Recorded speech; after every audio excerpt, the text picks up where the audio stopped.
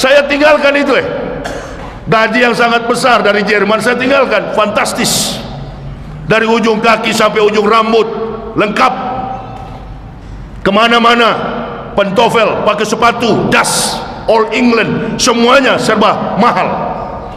Sekarang saya kesana kemari cuma dengan apa ini, gamis di Tanah Abang 75.000, nggak apa-apa, bangga saya, bangga. Dulu saya masih pendeta, lihat orang Islam pakai sorban begini, taplak meja dari mana dia pakai itu? Kurang ajar betul, bajingan betul saya dulu. Orang pakai baju gamis begini, ini kain pintu dari mana? Begitu saya masuk Islam, alhamdulillah, yang saya katakan taplak meja saya pakai, yang saya katakan kain pintu pun saya pakai.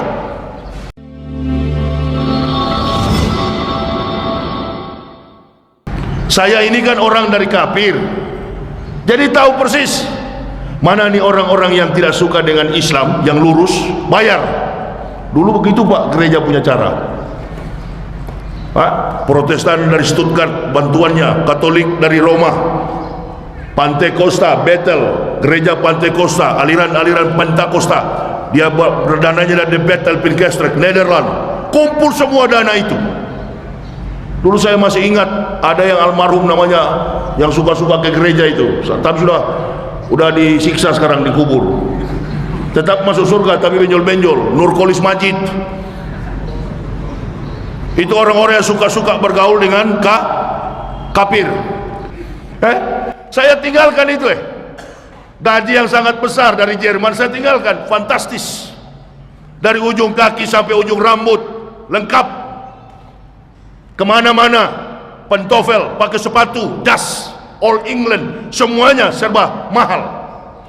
Sekarang saya kesana kemari cuma dengan apa ini, gamis di Tanah Abang 75.000, nggak apa-apa, bangga saya, bangga. Dulu saya masih pendeta, lihat orang Islam pakai sorban begini, taplak meja dari mana dia pakai itu? Kurang ajar betul, bajingan betul saya dulu. Orang pakai baju gamis begini, ini kain pintu dari mana? Begitu saya masuk Islam, alhamdulillah, yang saya katakan taplak meja saya pakai, yang saya katakan kain pintu pun saya pakai. Bukan karena umat Islam yang berbisik di telinga saya, kalau tidak masuk Islam kau masuk neraka. Enggak, karena di Kristen juga meyakini surga itu, masuk surga itu hanya percaya kepada Yesus. Yohanes 3 ayat 16 itu dasar pengakuan kuat sekali orang Kristen. Yohanes 3 ayat 16, karena begitu besar kasih Allah, dia mengucapkan Allah tanpa lam tasjid, jadi dia mengucapkan Allah, dia pukul rata secara versi Yus Padudu. Karena begitu besar kasih Allah akan dunia ini, sehingga dikaruniakanlah anaknya yang tunggal, supaya barang siapa percaya padanya tidak binasa, melainkan beroleh hidup yang kekal. Itu ayatnya masih saya hafal. Jadi orang Kristen itu mendasarkan pengetahuan keselamatan mereka terhadap ketuhanan pada diri manusia Yesus, dan tidak mudah merobohkan benteng itu.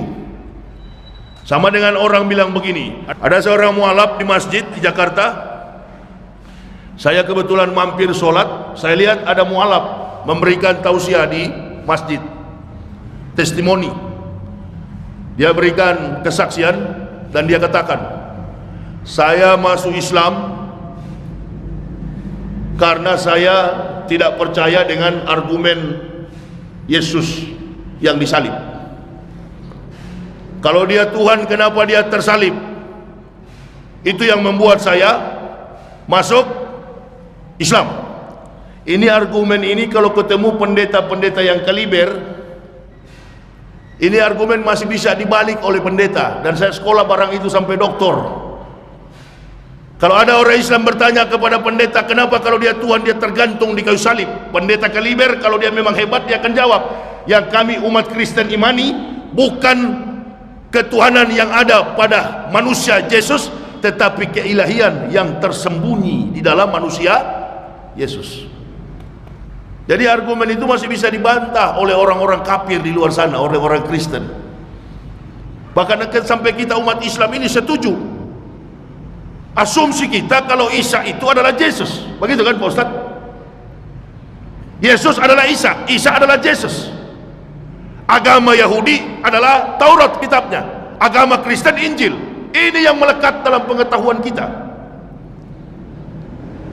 Makanya pemerintah yang tidak mengerti ilmu teologi, bahkan ada kiai-kiai atau ustadz-ustadz yang tidak memahami ilmu teologi, baik teologi Islam maupun teologi Kristen, dia mengatakan bahwa agama Kristen, Hindu, agama Kristen, Yahudi dan Islam adalah agama samawi.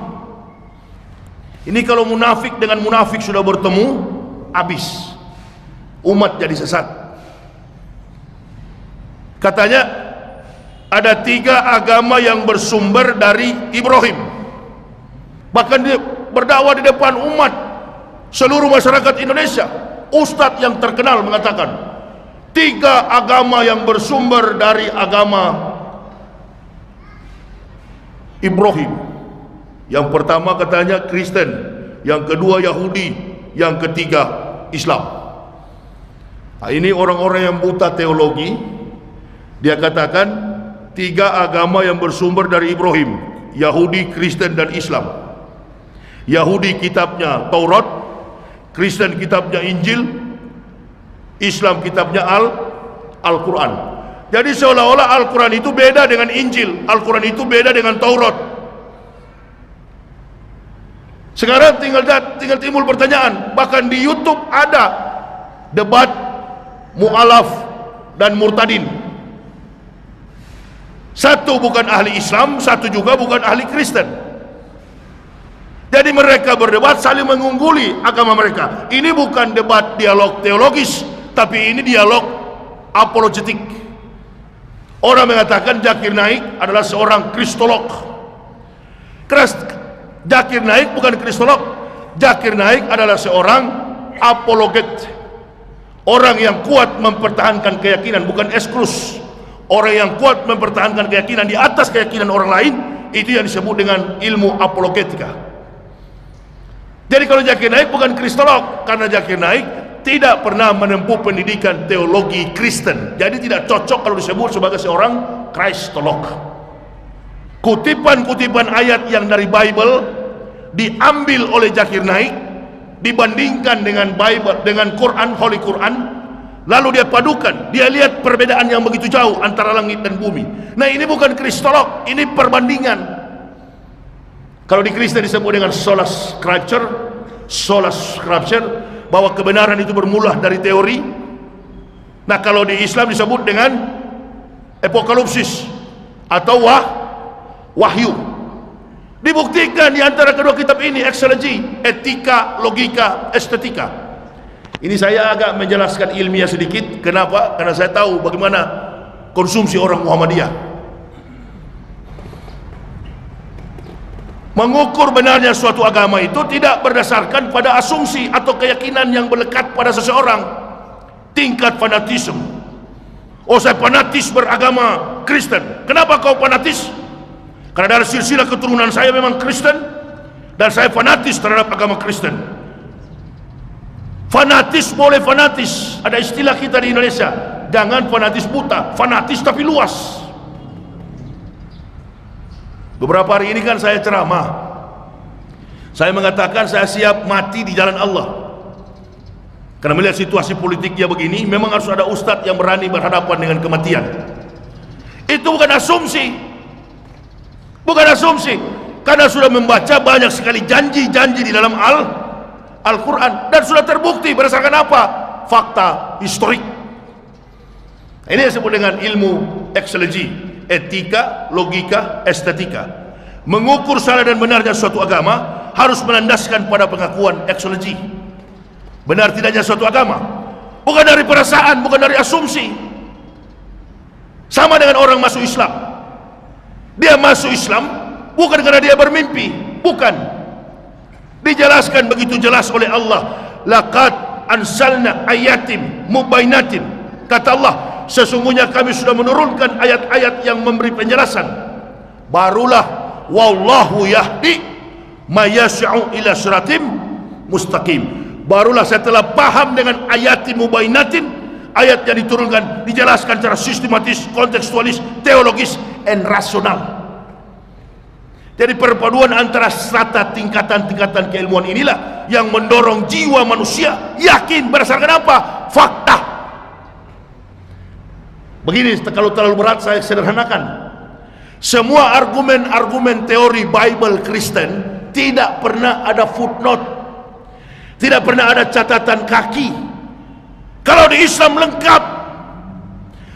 Mengapa ayat ini turun? Karena pada waktu itu terjadi sebuah perkara historik, terjadi suatu peristiwa saja sejarah yang kita kenal dengan asbabun nuzul. Jadi orang masuk Islam nggak sembarang.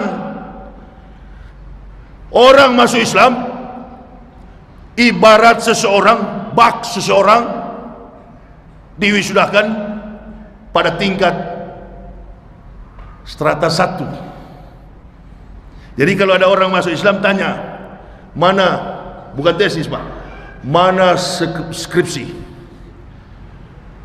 mana skripsimu, mana argumenmu sehingga kau yakin dengan Islam? Oh enggak, saya masuk Islam karena tadi malam saya bermimpi ketemu Nabi Muhammad, orangnya gagah. Ini kalau saya dengar, tambah lagi Abu Nawas di dalam Islam. Tapi kalau dia mengatakan saya masuk Islam bukan karena rayuan, karena memang nggak ada orang masuk Islam itu dirayu. Semua muhtadin, orang-orang yang mendapat petunjuk di benua Amerika, di benua Eropa, bahkan di Indonesia, kompetensinya, keilmuannya di atas rata-rata. Mereka masuk Islam karena keilmuan yang mereka pelajari, kompetensi, spesialisasi ilmu yang mereka tempuh dan mereka miliki. Ternyata mereka lihat di dalam Al-Quran, oh ada. Nah, ini bagian daripada logika, bukan logika manusia. Benar tidaknya suatu agama bergantung kepada logika kitab suci. Apakah betul Bible itu adalah Injil? Apakah betul kitab suci Yahudi adalah Taurat? Barulah kita pulang, comeback to historis. Kita kembali kepada sejarah, melihat ke belakang. Apakah betul kitab sucinya orang Yahudi adalah Taurat? Apakah betul kitab sucinya orang Kristen adalah Injil? Itu yang kita kejar. Di mana peristiwa Injil terjadi? Di mana peristiwa Taurat terjadi? Jangan pernah ibu bapak bayangkan bahwa Taurat itu adalah buku seperti ini. Dan jangan pernah ibu bapak bayangkan bahwa Injil itu kitab, karena menyebut kitab identik dengan buku. Salah. Sampai para arkeolog, ahli sejarah, mereka sudah mencari masuk ke dalam gua Qumran, tempat ditemukannya manuskrip, naskah-naskah, hingga sampai hari ini yang disebut dengan The Dead Sea Scrolls, gulungan naskah laut mati. Ustaz tahu nggak mengapa menggunakan kata laut mati? Saya 4 tahun lebih belajar di Yerusalem, Seberot, mencari tahu dalam program studi doktoral, magister, dan doktoral. Saya dengan dosen pembimbing saya namanya Profesor Dr. Willy Loloang. Konon beliau mati di Manado. Orang Manado berdarah Belanda. Dosen pembimbing saya. Kami menyusuri sampai ke pinggiran Sungai Yarden. Kami masuk sampai ke pinggiran Koptik, 100 mil sebelah utara dari Yerusalem, Mesir. Kami datangi, kami cari tahu di mana the gospel, di mana Injil. Kata orang Yahudi, disimpan di dalam laut mati. Tahu laut mati? Kita lempar sesuatu benda di atas laut mati, benda yang berat, atau manusia yang tidak bisa berenang, kita lempar di tengah laut mati, orang tidak akan tenggelam karena kadar garamnya tinggi. Kata Yahudi, Injil itu disimpan di dalam dasar laut. Apa betul itu, Prof? Kata profesor saya, dosen bimbing saya, jangankan kita orang Kristen, sedangkan Tuhan Yahudi tipu.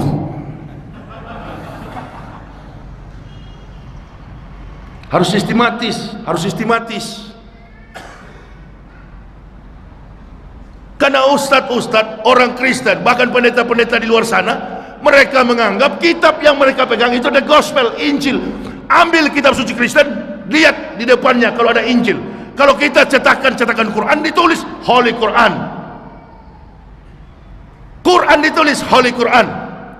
Wahyu, footnote-nya, begitu kita buka ayat-ayatnya, ada footnote di bawah, catatan-catatan kaki. Membenarkan sebuah perkara historik, membenarkan sebuah sejarah. No history, no truth, no truth, no theory, no theory, no science. Tidak ada sejarah maka tidak ada ilmu, tidak ada sejarah maka tidak ada kebenaran. No history, no truth.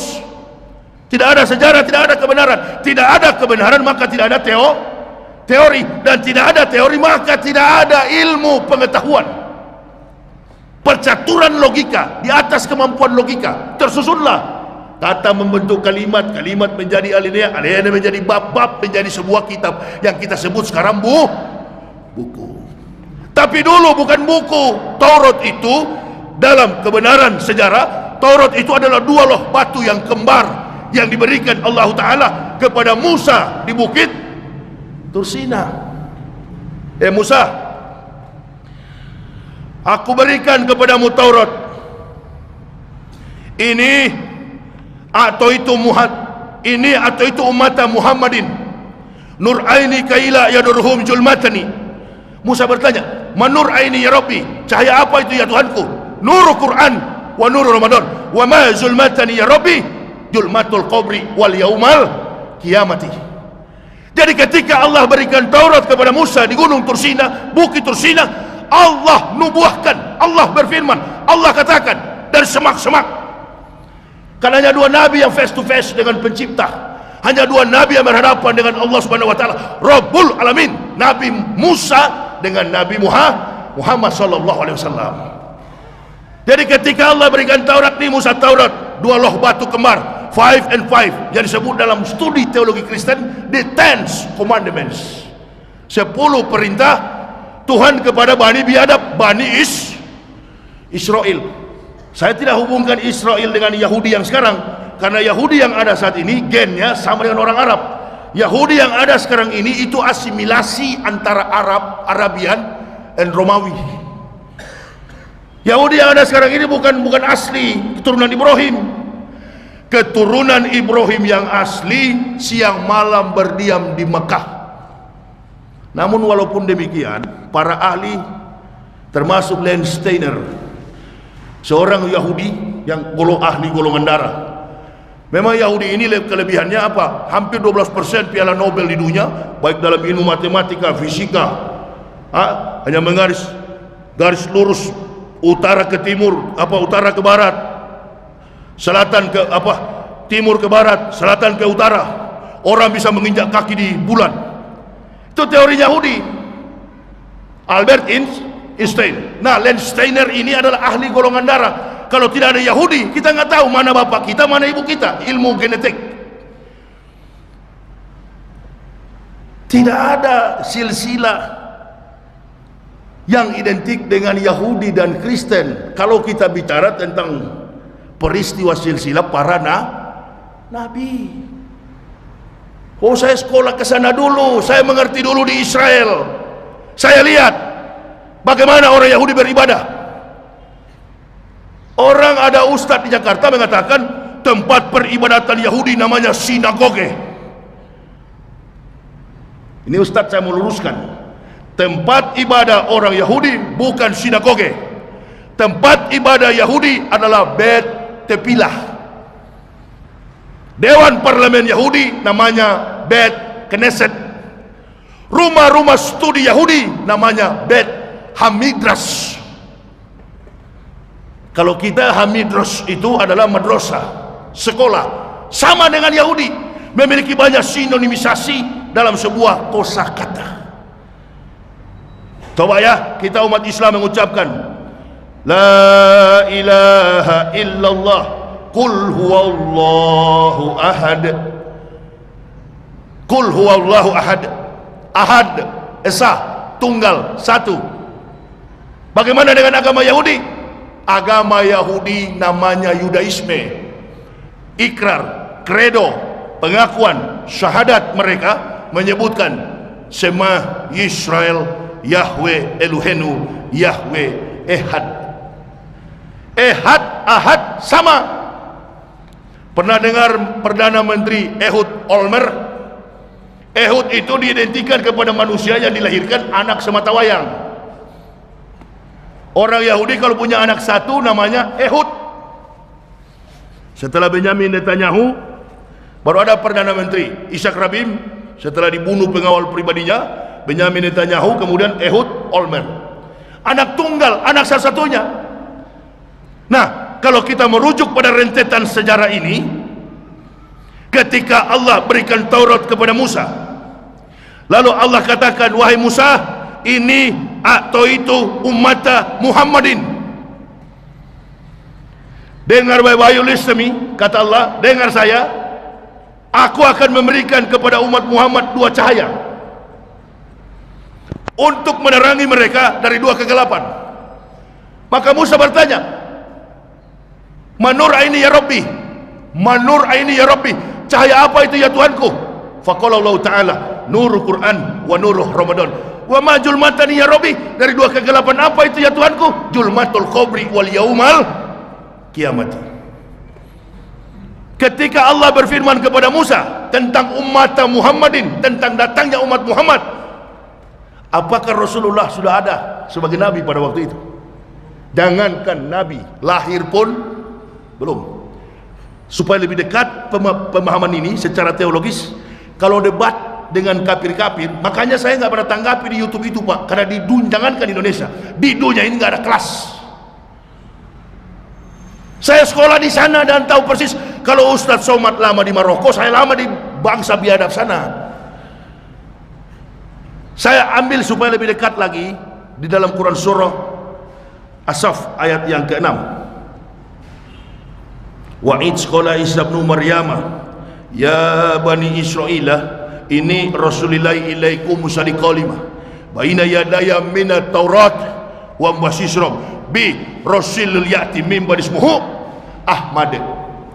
Waktu Nabi Isa menyampaikan nubuah, risalah, informasi tentang datangnya Ahmad bin Abdullah, Nabi Muhammad SAW, apakah Rasulullah sudah ada atau belum pada waktu itu?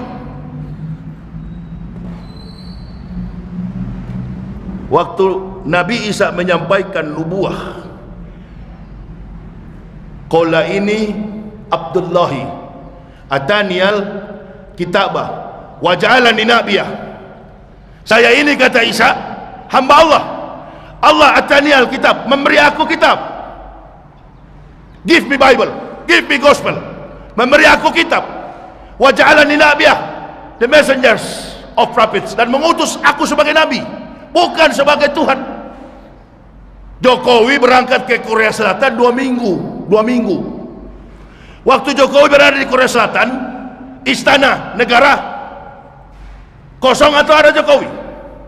Pada waktu dia pergi ke Korea Selatan berarti istana kosong. Yang dimaksud dengan teologi sungsang, teologi sesat, teologi berbohong, teologi menipu, itu yang dilakukan Kristen. Katanya Tuhan sudah turun dalam bentuk dan rupa ini saya kasih contoh, jangan jauh-jauh, kopi. Ini kopi dari beberapa campuran, tapi kalau kopi yang sebenarnya bukan ini. Kopi yang sebenarnya itu ada di kebun dan dia punya buah, robusta, arabica dan lain sebagainya, sesuai dengan para ahli yang akan meneliti. Kopi berarti biji-bijian kopi. Tapi kenapa ini disebut kopi?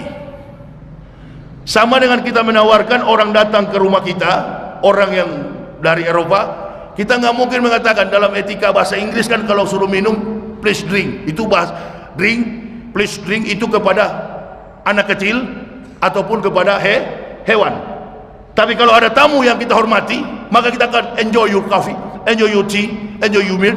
Silakan kau nikmati kopi, silakan kau nikmati teh, silakan kau nikmati. enjoy your flight, nikmati penerbanganmu, fun, bersenang-senanglah. Dan ketika kopi ini sudah dicampur, sama dengan etika bahasa dalam Bible, dalam kitab. Karena kesulitan mencari data-data historik, kesulitan mencari data sejarah, akhirnya muncul ahli-ahli filsafat pada abad pertengahan. Nabi Isa sudah diangkat kurang lebih 200 tahun. Datang ahli-ahli filsafat, Matius, Markus, Yohanes, yang dipimpin oleh satu ahli filsuf doktor di bidang hukum Romawi, lahir pada tanggal 2 Masehi, menempuh pendidikan filsafat doktoral, bahkan dia pernah 10 tahun di tanah Arab. Dia katanya mengaku mendapat ilham, dialah yang mengejar semua pengikut Nabi Isa dieksekusi mati tanpa melalui pengadilan Romawi. Dengan cara apa? Disalibkan. 65 sebelum Masehi, Romawi sudah menduduki Urusalim.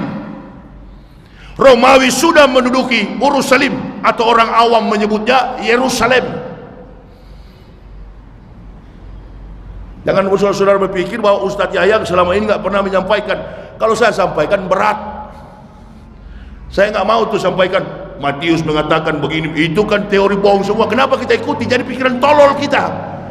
Makanya bukan teologi tololo, bukan teologi teos and logos, artinya bahasa Yunaninya teos Tuhan, logos kata-kata firman Allah. Yang bukan teologi, yang betul adalah tolologia.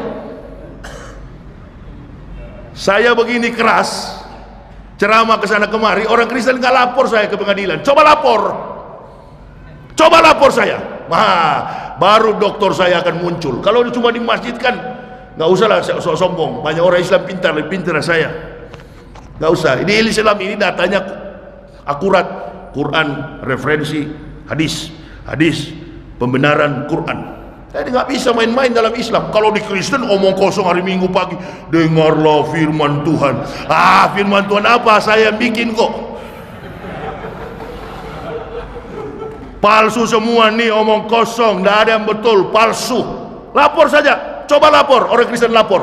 Oh nggak berani lapor, Ahok cuma 1 ayat Al-Maidah, dikurung. Ini ribuan ayat.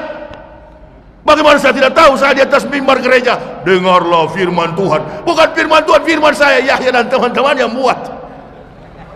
Kacau. Hanya siapa yang murtad dari Islam tuh? Siapa? Iya, sudah dianggap. Jadi argumen dia, Pak, argumen keliru. Jadi rujukan, tolok ukurnya adalah kitab yang palsu, bukan Injil. Kalau Injil berarti dalam silsilah Nabi. Kalau kitab Kristen Injil berarti dalam silsilah Nabi dan dibenarkan oleh rukun iman, rukun Islam. Bukan rukun Islam, rukun iman berarti yang ketiga itu dihapus. Beriman kepada nabi-nabi dan rasul. Mengapa nabi dan rasul? Karena jumlah nabi dalam Islam ada 124.000, di dalamnya termasuk 25 rasul. Rasul sudah pasti nabi, nabi belum tentu rasul. Jadi ketika turun silsilah itu, ada yang ke-24 yang mempersiapkan jalan untuk datangnya Nabi kita Muhammad SAW adalah tadi As-Saff 61, Nabi Isa yang bernubuah, Nabi Isa yang berinformasi, Nabi Isa yang merisalahkan melalui kata-kata yang difirmankan Allah kepadanya. Karena Isa itu, Isa bin Maryamah Rohul lillahi wa kalimatullah. Isa itu adalah Isa anak Maryam, ditiupkan dari ruh, dan dialah kalimatullah. Datang ke dalam dunia dengan cara yang spektakuler, dilahirkan tanpa konotasi seks, tanpa ada hubungan antara laki-laki dengan perempuan. Posisi ini masih sama dengan kafir Kristen. Kristen juga percaya bahwa dia lahir, Maryam mengandung tanpa melalui proses biologis. Masih sama antara Bible dan Quran, masih sama. Tapi ketika dia tumbuh, Kristen Tuhan kan, posisi daripada orang Islam tetap menjadi